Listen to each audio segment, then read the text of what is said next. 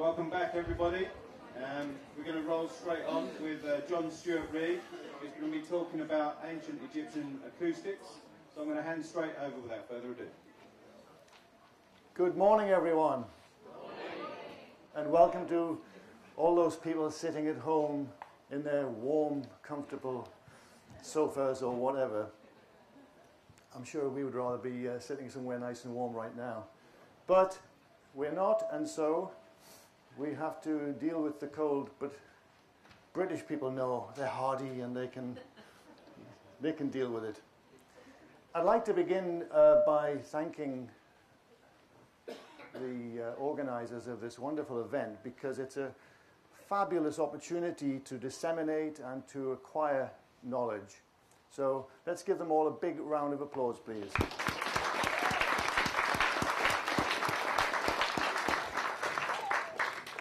Before I begin the actual presentation, I'd just like to say something about my presentation tomorrow, my workshop tomorrow, because some of you may not really realize what it's about, and I thought I'd give you a little quick taste now.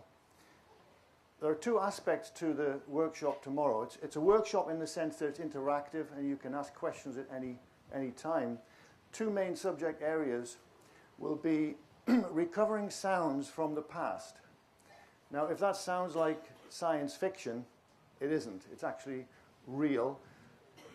And there will be a day in the future where we can literally recover sounds from the past and hear voices from ancient times. So that's pretty exciting. The other aspect to the workshop tomorrow is ancient Egyptian stoneworking technology.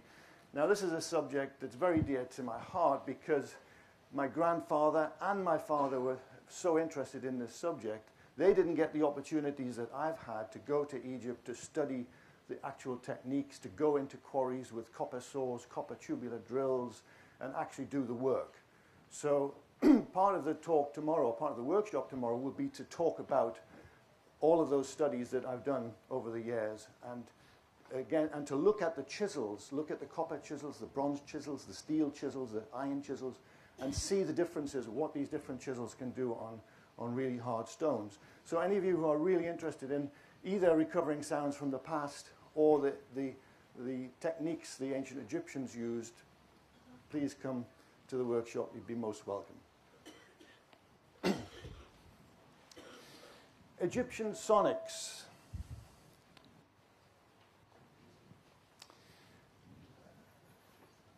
The Great Pyramid of Egypt is arguably the most enigmatic structure on the planet. Some people think it definitely is. Other people will have disputes about that. But it's certainly one of the most enigmatic structures on the planet. I used to travel in Egypt have traveled in Egypt many times, and in one particular time with my father early in 1996, I had the opportunity to lie in the sarcophagus in the King's Chamber. How many of you have actually been to the Great Pyramid? Well, quite a few of you. So those of you who have been there will know how wonderfully resonant that chamber is. In fact, if you can get the gaffier to turn the fluorescent lighting off, it's so quiet in there that you can hear a pin drop, you can hear the sound of your own breathing, you can even hear the sound of the blood rushing through your ears. It's so wonderfully reverberant. Early in 1996, I had this opportunity to lie in the sarcophagus. I know it's a bit naughty, but anyway, I did. And what happened for me was quite magical. As a sound and acoustics engineer, I naturally wanted to know about the resonance of this granite box. And you've probably heard many people who have struck the side of it with their fist, and it makes this wonderful, deep, resonant sound. Well, I lay in the sarcophagus, and I made a glissando, starting at my lowest note and going up as high as I could go in my limited range, like this. Ooh, kind of a smooth, unstepped enunciation of a tone. Why did I do that? Well, because when you create a sound like that, one particular frequency will leap back at you, and this particular frequency is known as the prime resonant frequency of that particular space. Why? Just because, I'm not going into all the technical details, but the sound happens to fit within the given space that you're in. So you can do this in your own bathroom at home if you have a mind to. Maybe close the windows so that your neighbors can't hear you and maybe think you're a little bit strange. But if you make that kind of glissando in your bathroom, close your eyes perhaps to focus on your hearing, you will hear one particular note that will come back to you louder than any other. And that will be the prime resonant frequency of your bathroom. Now, how interesting is that? However, in this case, I was interested obviously in the resonance of the granite box in the King's Chamber. So I did the glissando. And what happened was quite extraordinary, because at one particular frequency, my whole body was kind of washed by the sound. And of course, remember, it's my sound. It's the sound of my voice that's causing this. Every cell in my body tingled, and I had this wonderful sensation washing up and down my body. In that moment, I realized that this was almost certainly not accidental, meaning that the ancient Egyptians had somehow contrived this effect, and for some specific reason. That was just one of the kind of a gut instinct that I had in that moment. And so I decided pretty much there and then, or certainly within the next few hours after that, that wouldn't it be wonderful to go back to the Great Pyramid armed with all of my acoustics instrumentation and do a whole series of tests. But before I get into all of that, I just want to mention, some of you probably know about Napoleon, that he spent a night in the Great Pyramid, and he came out as white as a sheet, and he wouldn't tell anyone why he was so white and ghostly looking. And who knows, you know, we have Annalise and I have a wonderful friend in Freddie Silver, who told us stories about spirits that are locked into the granite of the King's Chamber. Maybe it was that, or maybe Napoleon just experienced something like what I experienced, who knows. But I put this little slide in here just to show me lying in the sarcophagus. That is actually me there. And one thing to notice about this before we move on is just to look at the pinkness. Can you see the pinkness of the granite? Well, that's very important in a later part of the talk, so just remember that. So we don't know whether Napoleon was scared of his own voice or scared of the spirits that Freddie Silver talked about, but certainly something happened, something magical happened. I met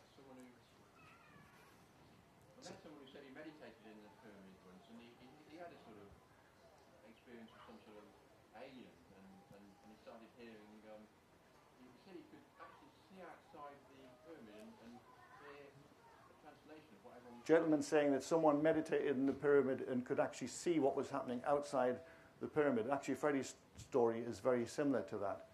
But the reason I put this particular, thank you for that comment, the reason I put this particular slide in is because this was the time when we were several months later in 1996, when I went back to the Great Pyramid with all this acoustics equipment. This was one of the very first shots that I took, and it's of one of the Gaffirs carrying one of two very, very heavy suitcases, or actually pushing it up these guide rails. Any of you who have been up through Mamoun's Hole, you'll know you've got these two wooden guide rails, and here he is pushing. And, you know, I've never known what they wore underneath. It's a bit like, you know, what do the Scots wear under their kilts? Well, this is like, what do the Gaffirs wear under their galbeers? Well, here you see, it's a nice tweed jacket. Anyway, I'm kind of getting ahead of myself a little bit, because what I'd like to recount, first of all, as an important part of this talk, is that several weeks before I was due to go out to Egypt to do this experimentation in the Great Pyramid, I injured my lower back. As a matter of fact, I've got a back pain today. That's why I've got the seat here in case I might need it, but I hope I don't. I could do with some sound today, I think, because what I'm going to recount for you, going right back to 1997, actually, was when this particular incident happened, was a wonderful healing of my lower back that occurred in the Great Pyramid. We're going to get to that a little bit later. But I just thought I'd mention it at this point because you see the Gaffier is pushing these very heavy suitcases. There was two of them, actually, two heavy suitcases packed full of equipment. There's no way that I could have lifted them because my back was hurting so much and I was up to here with painkillers and so on. I'm painting a picture for you because I want you to know I was in severe pain at this moment of getting into the pyramid. And those of you who have been in the pyramid will know it's not actually all that easy to get in there. You know, you're kind of cramped right low. So if you have a back problem, you know, it's a little bit of a challenge to start with. Anyway, so that's just to tell you about the pain that I was experiencing at that moment. But of course, eventually I did get in. This is not actually from the 97, this is from the 96, because I went twice. I went in 96 and then I went again in 97. So I'm mixing the two times up. I hope you'll forgive me. But this is just to show that I really did go there. I really did have acoustics equipment and do these actual experiments. Before we get into talking about what I actually did and why it's important, you know, when I said I lay in the sarcophagus and I made this toning sound and I found this amazing resonant frequency, which I can tell you what that is a little bit later in the talk, and it had this amazing effect on me, and I thought this has to be design. It just felt like design. One of the first things I did when I got back to the UK was I looked for textual evidence. I had lots of books on Egyptology anyway because I was really interested in the subject. So I went looking for textual evidence. And this particular piece of evidence comes from a much later period. So the purist Egyptologists would say, oh, you can't count that because it's too late. You know, the pyramids were built, these particular pyramids were built 2,500, circa 2,500 BCE. And here we are talking about 200 BCE. Not the same period, can't count it. Well, there is some truth in that. But equally, the other part of the truth is that the ancient Egyptians, once they adopted a custom, did tend, or a tradition, did tend to stay with it for a long, long time, sometimes thousands of years. So this is actually, in my view, quite relevant. Let me read it. In Egypt, when priests sing hymns to the gods, they sing the 7 vowels in due succession, and the sound of these vowels has such euphony that men listen to it instead of the flute and the lyre. Now, the importance of this is that they're talking here, or Demetrius is talking about sound per se, not words, but sounds, which seems to infer, at least to me, that they were interested in sound as a vehicle or some kind of mode that they were using. So they weren't specifically using words with intelligibility, they were using sounds. And so I think that is important. Demetrius, by the way, nobody knows who that character is in history, but if you want to research this yourself, go get Aristotle Poetics, and that's where this quote comes from. However, I'm going to take you back a little bit further now to 500 BCE, and we have this quote from Corpus Hermeticum. That's only a circa, by the way. Nobody really knows when the Corpus Hermeticum was written, but it's somewhere around that era, it's believed. In a letter from Asclepius to King Aman, he says, "As for us, we do not use simple words, but sounds all filled with power." Same thing again, isn't it? Now we're shifted back to 500 BCE. And there's this one from the actual Pyramid Age itself, Nicoré, instructor of the singers of the Pyramid of King Usakaf. Now, that's kind of indicative because those singers may well have been singing in the pyramid. We don't actually know that. We don't have any evidence to show whether they were singing inside the pyramid or outside the pyramid. But what I can say is this. You know, today, if you think about where people sing in reverberative spaces, and if there's no reverberation, you add it electronically today, right? But, you know, going back to, say, the Middle Ages in Britain, we would sing in cathedrals, in churches. Why? Because, well, not just because it's devotional singing to God, but also because the space is reverberative. And that's not accidental. Those spaces were deliberately designed to be reverberative. So cathedrals have very long, what's called reverberation times, very often 6, 7, 8 seconds. Very similar to the King's Chamber, actually. So none of that is accidental. We sing in reverberative spaces. So I think here we're talking about singers who were singing inside the pyramid, in that case of Nick O'Reilly. Now, having had this thought about perhaps some kind of a sonic ritual that took place in the Great Pyramid, and no doubt in other pyramids too, but today we're focused on the Great Pyramid. A wonderful artist called Judith Page did this prescriptive painting in oils. So I told her how I thought it would be, that you see the priests, the tonsured priests, have their fingertips placed on the sarcophagus. You can't see the rest of the sarcophagus, but that white kind of rectangle shape is the opening of the top of the sarcophagus. And they have their fingertips there. Why? To sense the vibrations coming through that sarcophagus. And you really can't feel them when you reach the resonant frequency, A, of the sarcophagus, and B, of the chamber. When you get the right frequency, that sarcophagus actually does vibrate sufficiently for you to feel it through your fingertips. And in fact, you know, I don't believe that the ancient Egyptians had any kind of electronics, but what they did have definitely were fingertips. And they had sensitivity. And if they were making sounds in that chamber, all you have to do is to do a glissando and get your fingertips on that edge. And when you sense the maximum vibrations, you've reached the prime resonant frequency of that chamber. This is the Shem priest, by the way, who's got a golden magical instrument called a horeka in his hand, and he's making a particular sound. We'll not go into all of the details of that. But it's a nice depiction, isn't it? And it may well have looked something like that.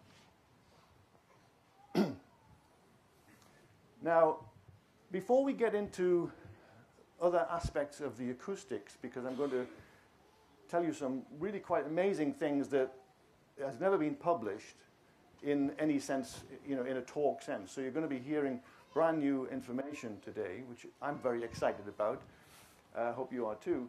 Before we get to that, I'd just like to go through a model that I have of the Great Pyramid, or all of the apartments as they're called, in the Great Pyramid. This particular model is concerned with rebirth, it's concerned with resurrection, and it's nice to know that the mainstream Egyptological viewpoint about pyramids in general is that they were resurrection machines.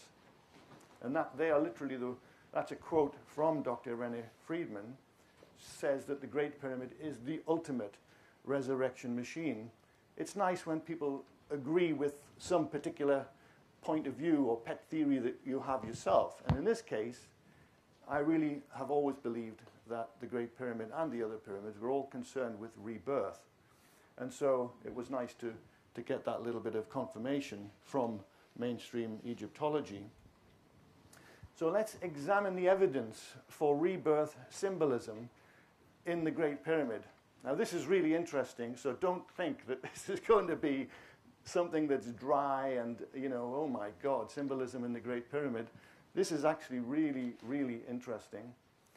And for any of you who are kind of doubtful that the Egyptians would go to all the trouble that I'm just about to relate to you to imbue the monument with symbolism, just think about the solar boats. Those of you who've been to the Great Pyramid will know there are these giant pits outside that have been sculpted into the bedrock, which is, it's pretty hard limestone. And these are massive. These things are like, bigger than a house, but they contain what I like to think of as a B&Q kind of flat pack boat, the solar boat, which would take the pharaoh through the celestial realms. Well, just think of the work involved in taking a flat slab of limestone, bedrock, and actually taking out of it, enough material to fill a house, basically, and then in there to flat pack a solar boat. Why? Well, it's symbolic. They don't think about things like the practicality. Well, how's the pharaoh going to put that boat together when he gets in this? They don't think that way. Their mindset is different to our mindset today. But it is symbolism, and it's very powerful symbolism. And they went to an awful lot of trouble. And that's why I just wanted to make that point before I go on. The symbolism starts with this instrument here. Some people call it a peshen kef, other people call it a peshesh kaf instrument.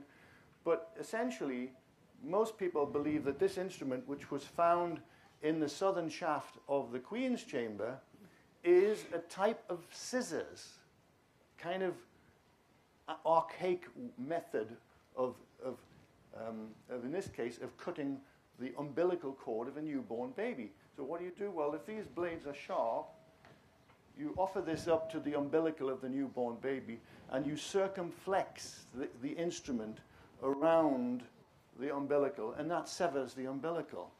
So many people do believe that that instrument is meant for that purpose, and yet it was found in the southern shaft of the Queen's chamber. And we'll talk a little bit more about that later, because the southern shaft of the Queen's chamber was never cut through into the Queen's chamber. They put this shaft all the way through the monument at great expense and great trouble they went to do it, but when they got within literally a few inches of the Queen's chamber, they cut it short. What, did they run out of steam? Why did they not bring it through into the Queen's chamber? Well, you're going to learn why I believe they didn't do it, and it is symbolic. Now here's an even more ancient, this is probably pre-dynastic, almost certainly, but it's the same instrument, but just in this case made of flint. And again, it has the same purpose. You offer it up to an umbilical. That was not found in the Great Pyramid, but the other instrument was. I just thought I'd show you that because, the principle of this circumflexion in order to cut through an umbilical had been going on for many thousands of years. Now, rebirth, the opening of the mouth ceremony is a very important, or was a very important ritual in ancient Egypt. And here you see the instrument, okay? Now, this instrument, the peshen kef or the peshesh kaf instrument, it's out of scale here, of course. That's irrelevant to the ancient Egyptians. They don't care about things like scale. But nevertheless, the point is this. Here is the dead pharaoh, the mummified pharaoh, and you notice he's being stood upright, and his head will have been bound with bandages, and the Shem priest, who's wearing the leopard skin, is going to take this instrument and ceremonial, ritually strike across his mouth to open the mouth. That's what's called opening the mouth. Why? Well, we believe that opening the mouth ceremony was concerned with rebirth. That's not to say that they're going to suddenly bring this dead pharaoh back to life in any kind of real way, but symbolically they're going to do it. They're going to reanimate him. They're going to bring him back to life as the new pharaoh, the new Horus king.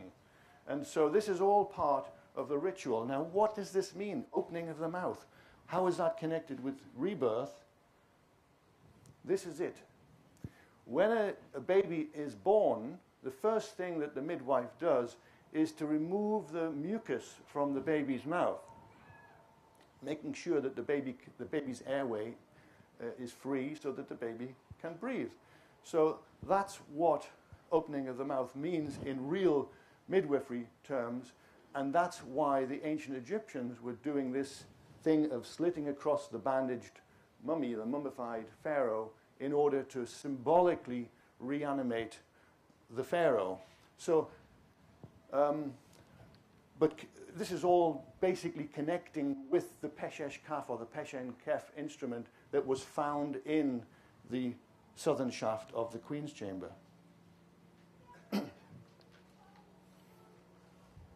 Now here's a wonderful quote from Professor I.E.S. Edwards.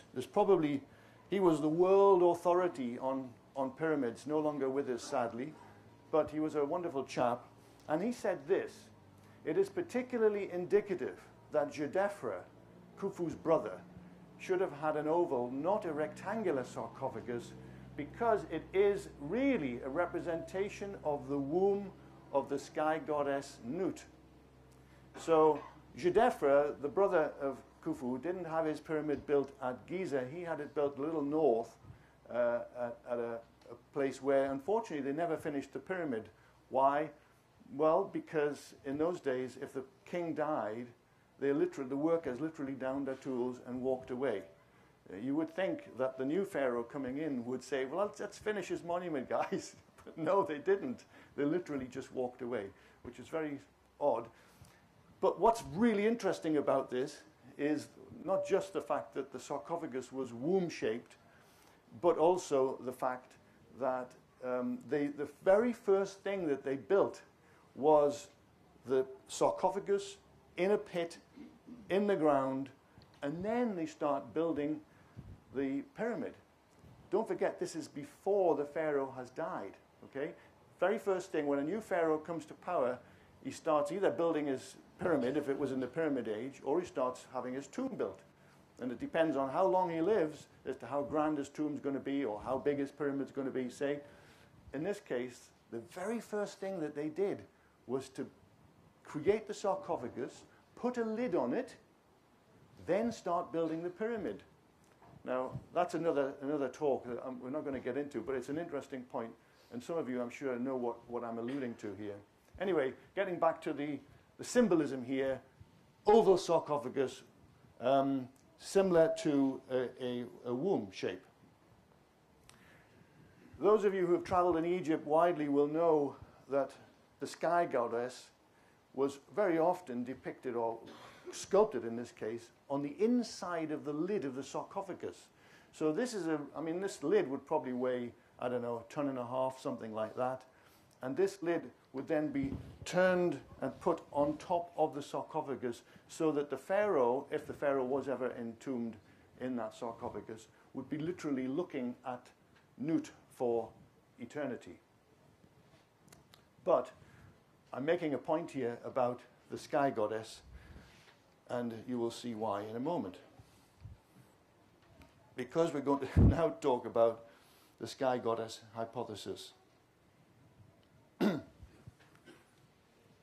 There is a cutaway section of the Great Pyramid. So those of you who are not familiar, this is the main entrance here, well, the original entrance, I should say, that went all the way down into the underground sepulchre.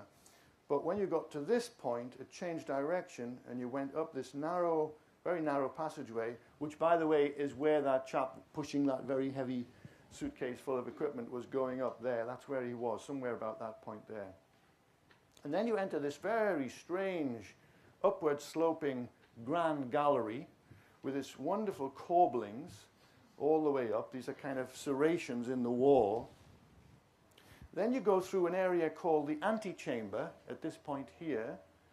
And the antechamber has 4 what look like portcullises, but there are no portcullises there, or the archways that might have taken portcullises, right? But you're going to learn a little bit about that in a moment. And then you come through into the king's chamber itself, which is this is the chamber here with the sarcophagus in it. And then you have these things here called relieving chambers, so-called relieving chambers. And then you have this chamber below, which is, those of you, again, who've been will know that is the Queen's Chamber. Now, this is where it gets really interesting. we're getting a little bit sexy here, but not really. This is to do with the reproductive system of the sky goddess. Now, lots of people that talk about the Great Pyramid, everyone has their own take, right? And I'm not saying this is right, but you can judge for yourself when you've seen all of the evidence. As I said to begin with, that the Egyptians were wonderful at symbolism. They loved symbolism. So let's look at the evidence and let's weigh the evidence. Oh, I have a pointer here, don't I? I can point. Yes, that's right. Everyone knows that the entrance to the birth canal is very narrow.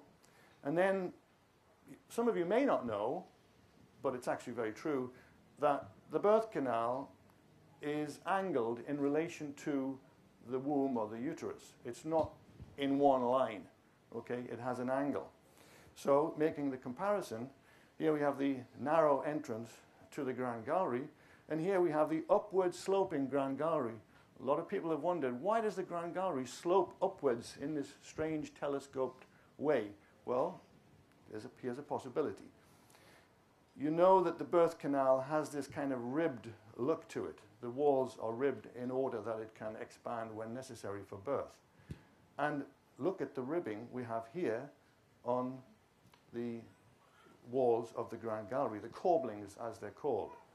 Now, if that was the only evidence that I had, you might all be going, oh yes, we've heard it all before. Well, we've heard something like it before, maybe. But anyway, no, it stacks up much, much more than that.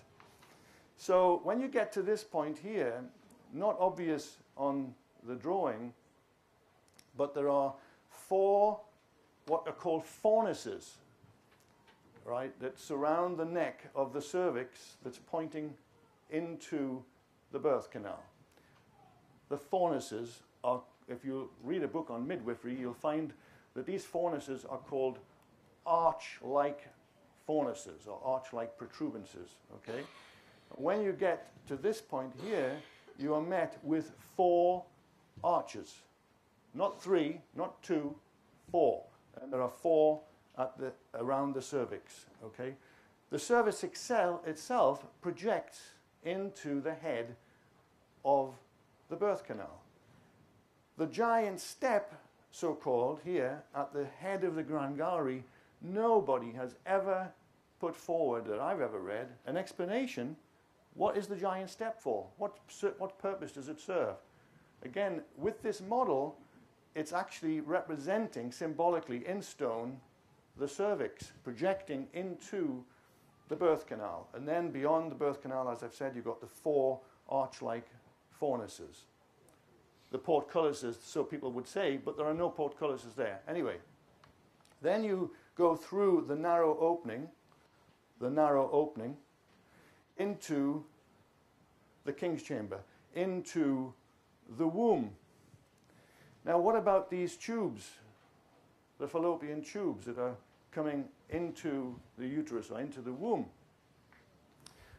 Coming out of the king's chamber, exiting the king's chamber, are 2 very narrow tubes. They're only about 8 inches square. And everybody's wondering, what is their purpose? Well, of course, initially, people thought they were ventilation, but that theory very quickly went out the window because they didn't exit the monument, right? So it can't be ventilation, obviously. And then when you look at there are other shafts, similar shafts in the Queen's chamber. They also didn't exit the monument, so clearly they're not ventilation. Then you get a theory by Robert Bauval, who talks about them as star shafts, okay? You've probably all heard of that theory about these star shafts, and that they're pointing at Orion Nebula and so on. It's all a little bit tenuous again. Why? Well, because the angles change significantly. It's been shown straight as a die, this, but it's not. In reality, it's going like this. It's going all over the place. So it's a little bit tenuous to think of them as pointing at some particular star in the sky.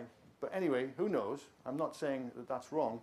But what I am saying is that a womb has to have 2 fallopian tubes. And here we have a chamber.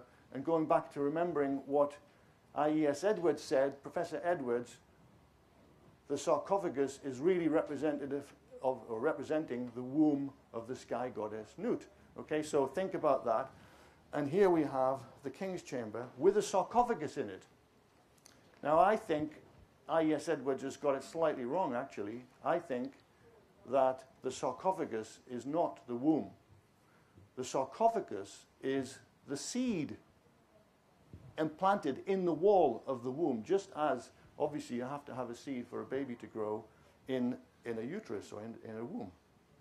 Okay, so think of the king's chamber now in terms of a womb. It has two fallopian tubes coming out of it, okay?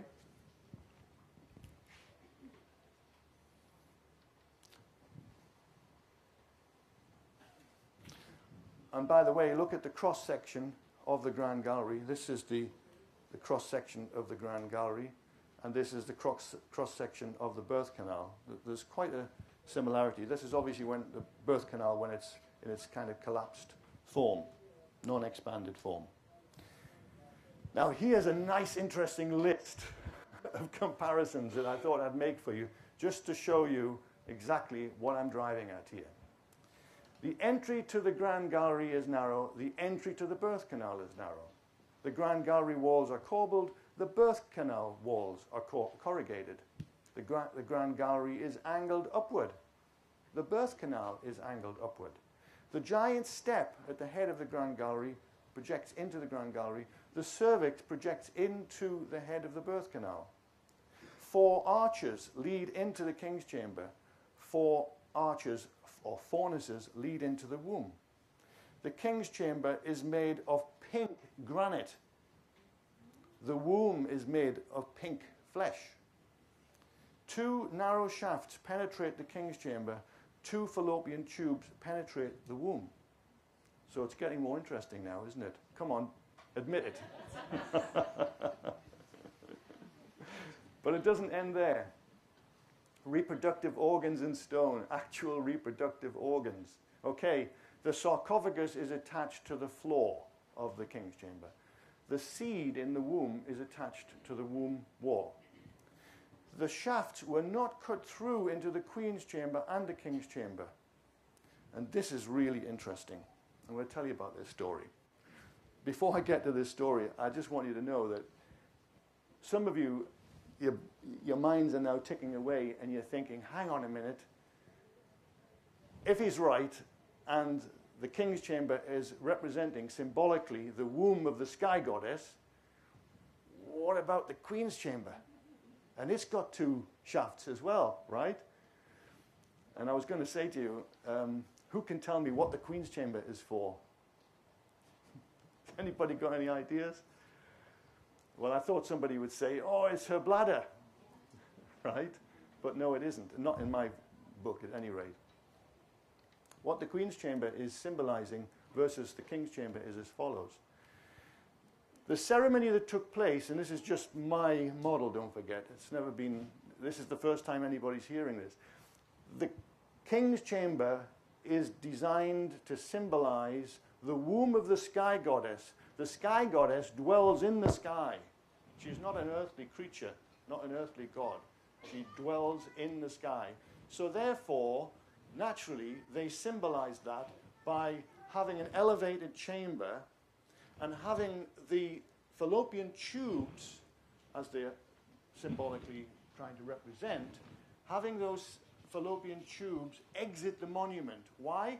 Because the ovaries, the celestial ovaries, are in the sky, relating to the sky goddess. Has my mic gone off? Yes.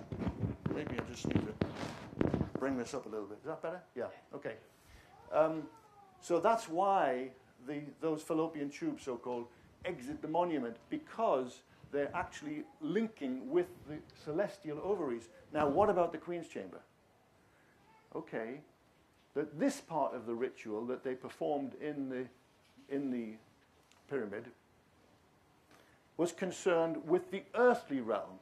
So they'd performed 2 rituals, one in the king's chamber, one in the queen's chamber. And the queen's chamber ritual was where the opening of the mouth ceremony occurred. Those of you who've been to the queen's chamber will know that there's a strange kind of niche in the east wall of the Queen's Chamber, a vertical niche. It's just like as if a statue was going to stand there. Yes, this vertical statue of the mummified pharaoh at the point when he's going to have his mouth ceremonially opened, for the opening of the mouth ceremony, would have occurred in the Queen's Chamber. And why do the two fallopian tubes in this case not exit the monument? Because we're dealing with the earthly realm here, not the celestial. And the earthly realm, therefore, the ovaries would be within the body of the monument. And I think I know what lies behind the door where these two shafts, I haven't got that on the screen, but where the two shafts in the Queen's Chamber, where they terminate, I think I know what's behind the door. I'll tell you if you like. Well, we'll get to that a little bit later. Anyway, coming back to this, okay, the isthmus of the fallopian tube.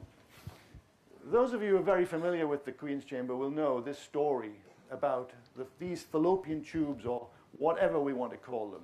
They were not cut through into the chamber, clearly, deliberately.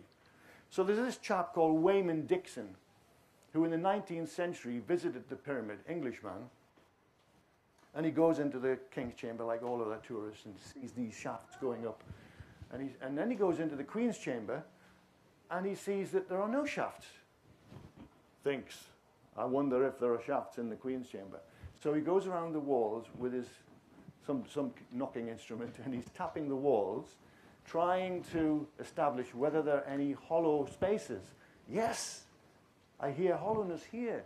And then on the other side of the Queen's Chamber, again he hears hollowness. So the story goes, he gets his man to jump a hole, as it's called, and create the holes, right? Why are there holes? Why were they not cut through in the first place? Well, this is the reason. I was standing in a bookshop one day, reading about the reproductive system so that I could kind of put this model together in my head.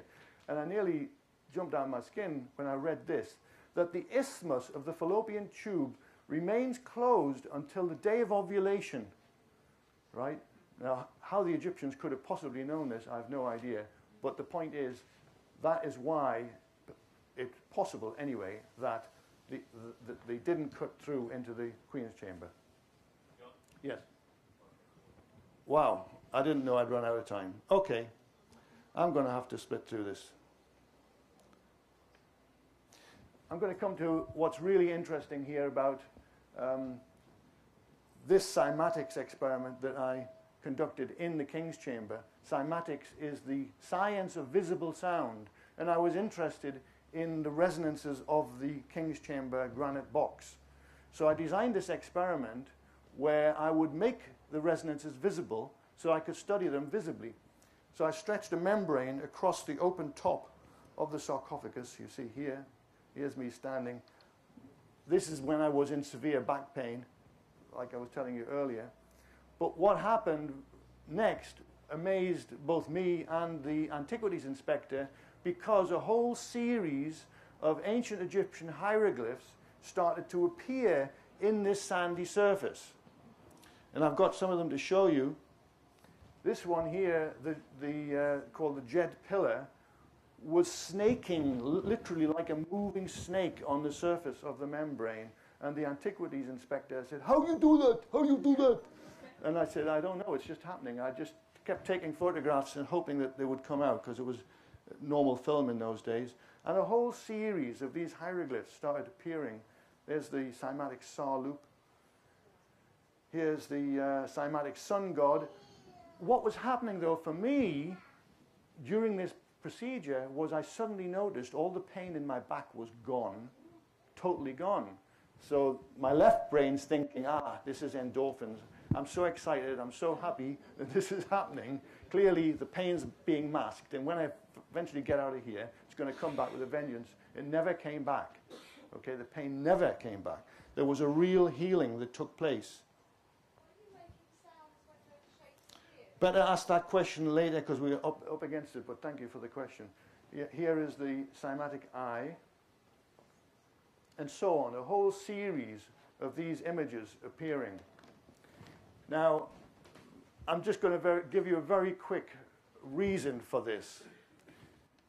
First of all, why the healing occurred, I mean. Sound is not a wave. Sound is spherical.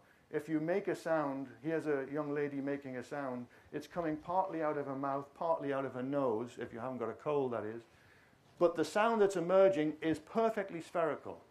So this whole business of sound waves is complete nonsense.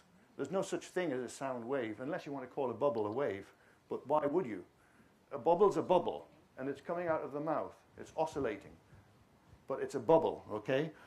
What happens in your body when sound is made, whether you're making it with your own voice or whether you're receiving sound from somebody else, is that every single membrane in your body, and don't forget, every cell has a membrane around it, will receive a pattern of energy from that sound source, whatever it is. And I can tell you more if you come to the workshop tomorrow about what actually happens to the cell when it receives a beautiful pattern of sonic energy, and it does actually create a healing, triggering effect. The cell is in a state of senescence when it's traumatized. Whenever you have an injury or even have a pathogen in your body, the cells become traumatized and they go into a kind of state of sleep, a senescent state. And the sound triggers the cells out of the senescence, the natural senescence that they have, and reanimates them, awakens them, and they go back to their normal replication process. And that is why I believe my back was healed in that moment, and I could do with some sound now. Thank you very much. Thank you. Thank you.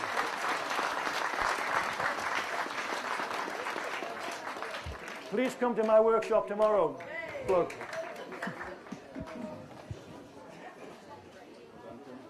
Pleasure. Big thank you to John Stuart Reid. We've got about a 10-minute window now for teas and coffees, and then Yannick Van Door's going to be on. So about 10 minutes. Shamelessly, he mentions Egyptian Sonics, which is available for anyone, £8 a copy. And again, can I just reiterate that the DVDs will be available in about 10 minutes or so for sale over there.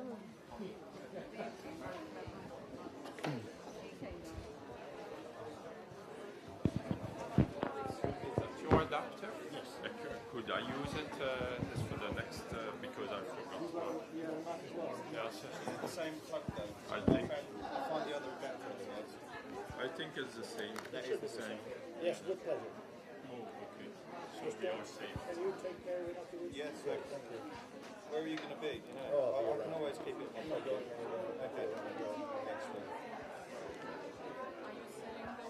Yes.